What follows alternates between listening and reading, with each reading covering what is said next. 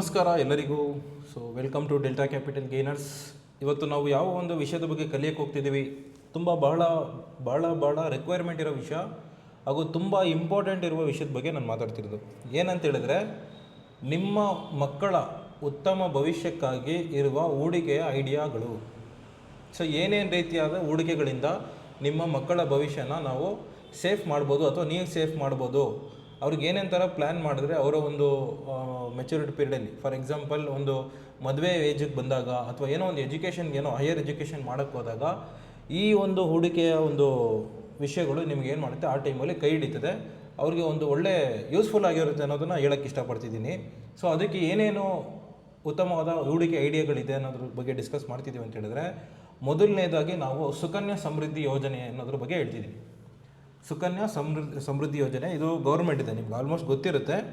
ಸುಕನ್ಯಾ ಸಮೃದ್ಧಿ ಯೋಜನೆ ಅನ್ನೋದು ಈ ಯೋಜನೆ ಡೇಟು, ಫಾರ್ ಎಕ್ಸಾಂಪಲ್ ಇವತ್ತು ಸ್ಟಾರ್ಟ್ ಮಾಡ್ತಿದ್ದೀರ ಅಂದ್ಕೊಳ್ಳಿ, ನೀವು ಇಲ್ಲಿಂದ 21 ವರ್ಷ 21 ಇಯರ್ಸ್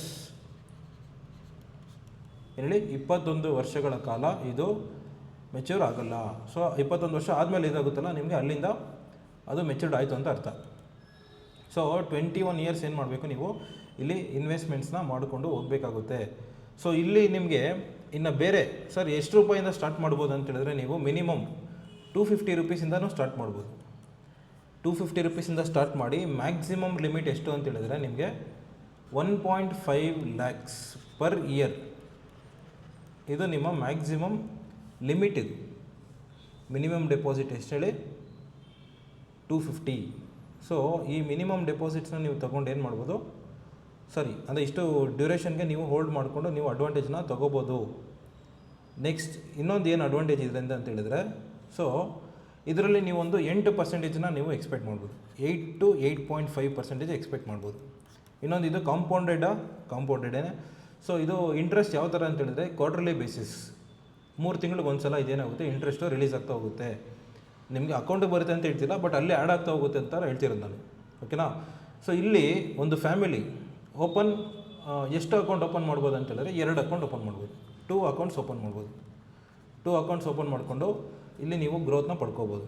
ಇದರಿಂದ ಬೆನಿಫಿಟ್ ಏನೇನು ಸಿಗ್ತಿದೆ ಅಂತ ಹೇಳಿದ್ರೆ, ನಿಮಗೆ ಟ್ಯಾಕ್ಸ್ ಫ್ರೀ, ಟ್ಯಾಕ್ಸ್ ಡಿಡಕ್ಷನ್ ಆಗುತ್ತೆ. ಇಲ್ಲಿ ನಿಮಗೆ ಅಂಡರ್ ಸೆಕ್ಷನ್ 80C ಅನ್ನೋ ಒಂದು ಇನ್ಕಮ್ ಟ್ಯಾಕ್ಸ್, ಅದರಲ್ಲಿ ನಿಮ್ಗೇನಾಗುತ್ತೆ, deposits in the SSY account are eligible for tax deductions.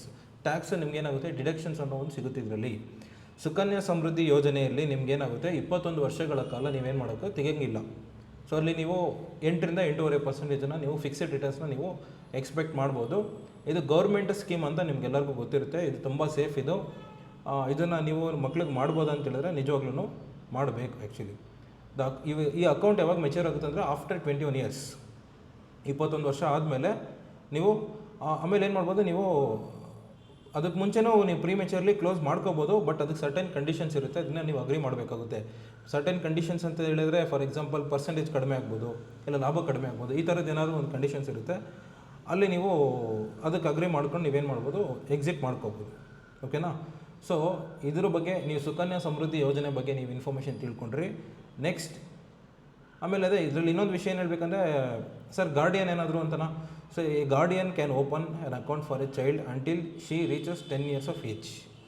10 ವರ್ಷ ರೀಚ್ ಆಗೋದು ಒಳಗಡೆ ಗಾರ್ಡಿಯನ್ ಏನು ಮಾಡ್ಬೋದು, ಅವ್ರ ಹೆಸರಲ್ಲಿ ಅಕೌಂಟ್ನ ಓಪನ್ ಮಾಡ್ಬೋದು.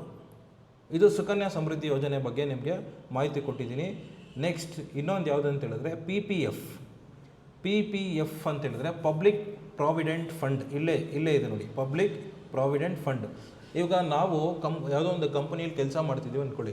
ಕೆಲಸ ಮಾಡ್ತಿರ್ಬೇಕಾದಾಗ ಏನಾಗುತ್ತೆ, ಕಂಪನಿ ನಮಗೆ ಏನು ಕೊಡುತ್ತೆ, ಅಂದರೆ ಕಂಪ್ನಿನೂ ಕೊಡುತ್ತೆ ಮತ್ತು ನಮ್ಮ ಸ್ಯಾಲ್ರಿಯಲ್ಲೂ ಸ್ವಲ್ಪ ಕಟ್ ಮಾಡ್ಕೊತಾರೆ. PF ಅಂತೇಳಿ, ಪ್ರಾವಿಡೆಂಟ್ ಫಂಡ್ ಅಂತೇಳಿ. ಒಂದು ಕಡೆ ಕಂಪನಿನೂ ಕೊಡುತ್ತೆ, ಒಂದು ಕಡೆ ನಮ್ಮದು ಶೇರಿಂಗ್ ಆಗಿ ಏನಾಗುತ್ತೆ, ನಾವು ಕೆಲಸ ಬಿಟ್ಟಾಗ ಅಥವಾ ಸ್ವಲ್ಪ ದಿನ ಬಿಟ್ಟಾದಮೇಲೆ ನಮ್ಗೆ ಅಲ್ಲಿ ಬಡ್ಡಿ ಸೇರಿಸಿ ಒಂದು ಸ್ವಲ್ಪ ನಮಗೆ ಬರುತ್ತೆ ದುಡ್ಡು. ಅದೇ ರೀತಿ ಈ PPF ಅಂತ ಏನು ಗೊತ್ತಾ, ನಮಗೆ ನಾವೇ ಪೆನ್ಷನ್ ಕಟ್ಕೊಳ್ಳೋದು. ಎಷ್ಟಾದರೂ ನೀವು 500ಇಂದ ಕಟ್ಬೋದು, 1000 ಆದರೂ ಕಟ್ಬೋದು, ತಿಂಗಳು ನೀವು ಎಷ್ಟು ಬೇಕಾದ್ರೂ ಕಟ್ಕೊಂಡು ಹೋಗ್ಬೋದು. ಈ ಥರ ನಿಮಗೆ ಡೆಪಾಸಿಟ್ಸ್ ಅಪ್ ಟು ಒಂದು ವರ್ಷಕ್ಕೆ ಎಷ್ಟು ನೀವು ಮಾಡ್ಬೋದು ಅಂತ ಹೇಳಿದ್ರೆ 1.5 lakhs ಪರ್ ಇಯರ್. ನೀವು 3,000ನಾದರೂ ಕಟ್ಕೋಬೋದು, 5,000ನೂ ಕಟ್ಕೋಬೋದು. ಆದರೆ ಒಂದು ವರ್ಷದ ಮ್ಯಾಕ್ಸಿಮಮ್ ಲಿಮಿಟ್ ಎಷ್ಟು ಅಂತ ಹೇಳಿದ್ರೆ 1.5 1.5 ಲ್ಯಾಕ್ ಅಷ್ಟೇ. ಸೊ ಇದು ಅಷ್ಟೇ ಅಂಡರ್ 80 ಸೆಕ್ಷನ್ 80 ಸೆಕ್ಷನಲ್ಲಿ ಬರುತ್ತೆ. ಇಲ್ಲೂ ಕೂಡ ನಿಮಗೆ ಟ್ಯಾಕ್ಸ್ ಬೆನಿಫಿಟ್ ಸಿಗುತ್ತೆ. ಸೊ ಇದ್ರ ಉದ್ದೇಶ ಏನಂತ ಹೇಳಿದ್ರೆ ಲಾಂಗ್ ಟರ್ಮ್, ಮೇಯ್ನಾಗಿ ಲಾಂಗ್ ಟರ್ಮ್.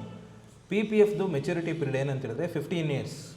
ಈಗ ನಾವು ನೋಡಿದ್ವಲ್ಲ, ಸುಕನ್ಯಾ ಸಮೃದ್ಧಿ ಯೋಜನೆ ಬಂದ್ಬಿಟ್ಟು 21 ವರ್ಷ, ಪಬ್ಲಿಕ್ ಪ್ರಾವಿಡೆಂಟ್ ಫಂಡ್ ಬಂದ್ಬಿಟ್ಟು 15 ವರ್ಷ.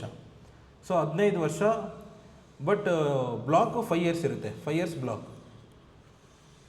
5 ಇಯರ್ಸ್ ಆದಮೇಲೆ ಬೇಕಾದ್ರೆ ನೀವು ಮಧ್ಯದಲ್ಲಿ ತೆಗಿಬೋದು, ಬಟ್ ಮಿನಿಮಮ್ 15 ಇಯರ್ಸ್ ಅಂತ ಇದೆ. ಬಟ್ ನೀವು ಸ್ಟಾರ್ಟಿಂಗಲ್ಲೇ 5 ವರ್ಷದ ಒಳಗಡೆ ತೆಗಿಯೋಕ್ಕಾಗಲ್ಲ. ಮಿನಿಮಮ್ 5 ಇಯರ್ಸ್ ಏನಾಗಿರುತ್ತೆ, ಬ್ಲಾಕ್ ಆಗಿರುತ್ತೆ. ಆಮೇಲೆ ಬೇಕಾದ್ರೆ ನೀವು ಏನೋ ನಿಮ್ಮ ಕಂಡೀಷನ್ ಸರಿ ಇಲ್ಲ ಅಂತ ಹೇಳಿದಾಗ ನೀವು ಬೇಕಾದ್ರೆ ಅದನ್ನ ತೊಗೋಬೋದು. ಓಕೆನಾ. ನೀವು ಇಲ್ಲಿ ಎಷ್ಟು ಪರ್ಸೆಂಟೇಜ್ ಎಕ್ಸ್ಪೆಕ್ಟ್ ಮಾಡ್ಬೋದು ಅಂದರೆ 7.1 to 7.5% ನೀವು ಏನು ಮಾಡ್ಬೋದು, ಇಲ್ಲಿ ನೀವು ಪಡ್ಕೋಬೋದು. 7ರಿಂದ ಇದು ಇನ್ನೊಂದು ನಿಮಗೆ ಕಾಂಪೌಂಡೆಡ್ ಇಂಟ್ರೆಸ್ಟ್ ಅಂತ ಹೇಳಿದ್ರೆ, ಹೌದು ಕಾಂಪೌಂಡ್ ಆಗುತ್ತೆ. CAGR, compounded annual growth rate. So ನಿಮಗೆ ಬಡ್ಡಿ ಸೇರ್ತಾ ಹೋಗುತ್ತೆ. ಬಡ್ಡಿ ವರ್ಷ ಏನಾಗುತ್ತೆ, ಬಡ್ಡಿ ಸೇರ್ತಾ ಹೋಗುತ್ತೆ. ಇದು ನಮಗೋಸ್ಕರ ನಾವೇ ಕಟ್ಕೊಳ್ಳೋ ಒಂದು ಪಬ್ಲಿಕ್ ಪ್ರಾವಿಡೆಂಟ್ ಫಂಡ್. ಸೊ ಇದು ನಿಮಗೆ ಸ್ಟೇಟ್ ಬ್ಯಾಂಕಲ್ಲೂ ಸಿಗುತ್ತೆ, ಯಾವ ಬ್ಯಾಂಕಲ್ಲಿ ಬೇಕಾದ್ರೂ ಹೋಗ್ಬೋದು, ನೀವು ಬ್ಯಾಂಕಲ್ಲಿ ಕೇಳುತ್ತೆ. ಸೊ ಅದೇ ರೀತಿ ನೀವು ಸುಕನ್ಯಾ ಸಮೃದ್ಧಿ ಯೋಜನೆ ಬಗ್ಗೆ ತಿಳ್ಕೊಬೇಕಂದ್ರೆ ನೀವು ಹೆಚ್ಚಿಗೆ ಅಂತ ಹೇಳಿದ್ರೆ ಸುಕನ್ಯಾ ಸಮೃದ್ಧಿ ವೆಬ್ಸೈಟೇ ಇದೆ, ಆ ವೆಬ್ಸೈಟಲ್ಲಿ ನೀವು ನೋಡ್ಬೋದು. ಓಕೆನಾ. ಅದೇ ರೀತಿ PPF ಬಗ್ಗೆ ತಿಳ್ಕೊಂಡ್ರಿ.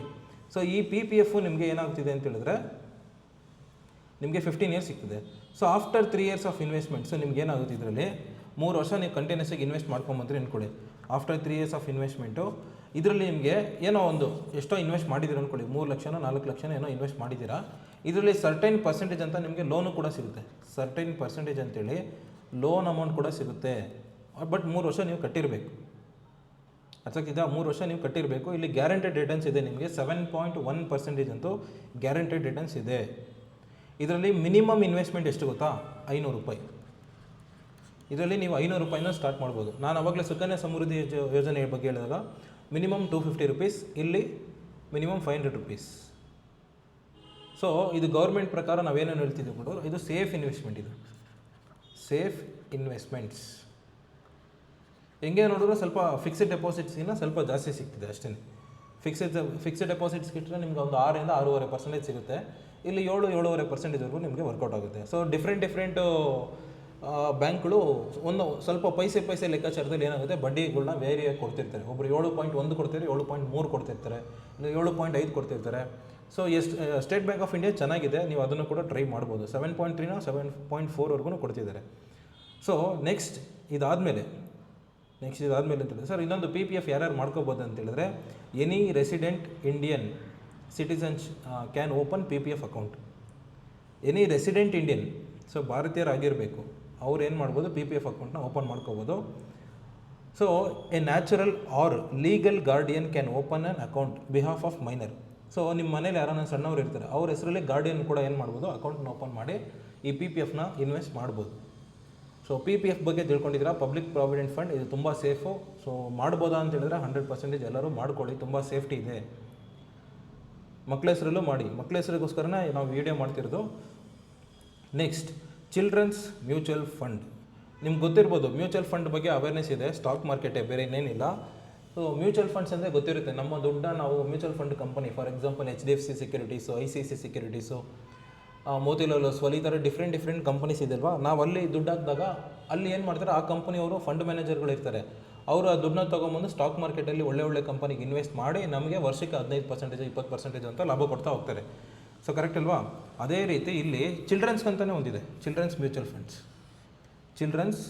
ಫಂಡ್ಸ್. ಇದು ಯಾಕೆ ಮಾಡ್ತಿದ್ದಾರೆ ಅಂತ ಹೇಳಿದ್ರೆ, to strength a child's financial future through long term investment. ಇದನ್ನು ಮೇಜರಾಗಿ ಮಾಡೋದು ಲಾಂಗ್ ಟರ್ಮ್ಗೋಸ್ಕರನೇ. ಇದು ಆ ಮಗುನ ಫ್ಯೂಚರ್ ಭವಿಷ್ಯಕ್ಕೋಸ್ಕರ ಸೇಫಾಗಿ ಇರಲಿ ಅಂತೇಳಿ ನಾವು ಈ ಚಿಲ್ಡ್ರನ್ಸ್ ಮ್ಯೂಚುವಲ್ ಫಂಡ್ಸ್ನ ಇವರು ಲಾಂಚ್ ಮಾಡಿರೋದು. ಓಕೆನಾ.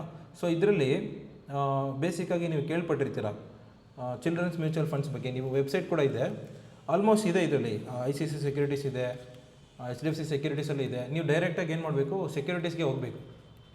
ಅಂದರೆ ನಾನು ಹೇಳ್ತೀನಿ, ಮ್ಯೂಚುವಲ್ ಫಂಡ್ ಕಂಪ್ನಿಗಳಿಗೆ ಡೈರೆಕ್ಟಾಗಿ ಹೋಗಿ ವಿಸಿಟ್ ಮಾಡಿದಾಗ ನಿಮಗೆ ಅವರು ಕ್ಲೀನಾಗಿ ಗೈಡೆನ್ಸ್ ಕೊಡ್ತಾರೆ. ಇಲ್ಲ ಅಂತ ಹೇಳಿದ್ರೆ ಇದ್ರ ಬಗ್ಗೆ ಸರ್ ನೀವೇ ಏನಾದರೂ ಇನ್ಫಾರ್ಮೇಷನ್ ಕೊಡಿ, ನಾವು ಮಕ್ಕಳ ಹೆಸರಲ್ಲಿ ಮ್ಯೂಚುವಲ್ ಫಂಡ್ಸ್ ಮಾಡ್ತೀವಿ ಸರ್, ಎಷ್ಟು ಪರ್ಸೆಂಟೇಜ್ ಸಿಗ್ಬೋದು ಅಂತ ಹೇಳಿದ್ರೆ ನೀವು ಒಂದು 15ರಿಂದ 18% ಎಕ್ಸ್ಪೆಕ್ಟ್ ಮಾಡ್ಬೋದು. ಇನ್ನೂ ಜಾಸ್ತಿನೇ ಸಿಗ್ಬೋದು, ಯಾಕಂದರೆ ಇದು ಸ್ಟಾಕ್ ಮಾರ್ಕೆಟ್ ಅಲ್ವಾ. ಸೊ ಸಮ್ಟೈಮ್ಸ್ ವೇರಿನೂ ಆಗುತ್ತೆ. 15-18% ನೀವು ಎಕ್ಸ್ಪೆಕ್ಟ್ ಮಾಡ್ಬೋದು. ಸೊ ಇಲ್ಲಿ ನಿಮಗೆ ಒಳ್ಳೆ ಆ್ಯನ್ಯುವಲ್ ರೇಟು ಗ್ರೋತ್ ಕೊಡ್ತಾ ಹೋಗುತ್ತೆ ನಿಮಗೆ. ಮಾರ್ಕೆಟ್ ಗ್ರೋತೇ ನಿಮ್ಗೆ ಆಪರ್ಚುನಿಟಿ. ಇಲ್ಲಿ ಮೇಯ್ನಾಗಿ ಮಾರ್ಕೆಟ್ ಬೆಳೀತದಲ್ವ, ಅದೇ ನಿಮಗೆ ಆಪರ್ಚುನಿಟಿ. ಸೊ ನೀವು 15-18% ಅಂತ ಎಕ್ಸ್ಪೆಕ್ಟ್ ಮಾಡ್ಬೋದು. ಸೊ ಇದರಲ್ಲಿ ಸರ್ ಏನಾದ್ರು ಲಾಕಿನ್ ಪೀರಿಯಡ್ ಆ ಥರ ಏನಾರು ಇದೆಯಾ ಅಂತ ಹೇಳಿದ್ರೆ, ಸೊ ಲಾಕಿನ್ ಪೀರಿಯಡ್ ಎಲ್ಲ ಇಲ್ಲ ನೀವು, ಬಟ್ ಲಾಂಗ್ ಟರ್ಮ್ ವಿಷನ್ ಅಂತ ನೋಡ್ಕೊಂಡು ಮಾಡಿ. ಅವಾಗ ನಿಮಗೆ CAGR ಚೆನ್ನಾಗಿ ವರ್ಕ್ ಆಗುತ್ತೆ. ಕಾಂಪೌಂಡಿಂಗ್ ಆ್ಯನ್ಯುವಲ್ ಗ್ರೋತ್ ರೇಟ್ ಅಂತೇಳಿ ನೀವು ಚೆನ್ನಾಗಿ ಮಾಡ್ಕೊಂಡು ಹೋಗ್ತಿದ್ರೆ ಒಳ್ಳೆ ವ್ಯಾಲ್ಯೂ ಇನ್ಕ್ರೀಸ್ ಆಗ್ತದೆ. ಫಾರ್ ಎಕ್ಸಾಂಪಲ್ ಮಕ್ಕಳ ಹೆಸರಲ್ಲಿ ಒಂದು 5-5 ಸಾವಿರ ಕಟ್ಕೊಂಡು ಹೋಗ್ತಿದ್ರೆ ಅಂದ್ಕೊಳ್ಳಿ, ಈ ಪರ್ಸೆಂಟೇಜ್ಗೆ ಒಂದು 15 ವರ್ಷ ನೀವು ಕಟ್ಟಿದ್ರು ಕೂಡ ಒಂದು 60-70 ಲಕ್ಷ ಆಗಿಬಿಟ್ಟಿರ್ತದೆ. 60-70 ಅನ್ನೋದಕ್ಕಿಂತ ಅಟ್ಲೀಸ್ಟ್ ಒಂದು 50 ಲಕ್ಷನಾದ್ರು ಟಚ್ ಆಗಿರುತ್ತೆ. ಇದೇ ನೀವು ಒಂದು 15 ಸಾವಿರ ಕಟ್ಕೊಂಡು ಹೋಗ್ತಿದ್ದೀರಿ ಅಂದ್ಕೊಳ್ಳಿ, 15 ಸಾವಿರ 15 ವರ್ಷ 15% ಅಂತ ಲೆಕ್ಕ ಹಾಕಿದ್ರು ಕೂಡ ನಿಮಗೆ 1 ಕೋಟಿ ಆಗಿಬಿಡ್ತದೆ. ನೀವು ಬೇಕಾದ್ರೆ SIP ಕ್ಯಾಲ್ಕುಲೇಟರ್ ಅಂತ ಇದೆ, ಅದನ್ನು ಚೆಕ್ ಮಾಡಿ ನೋಡಿ. 15 ಸಾವಿರ 15 ವರ್ಷ 15%, ಸೊ 1 ಕೋಟಿ ರೀಚ್ ಆಗಿಬಿಡುತ್ತೆ.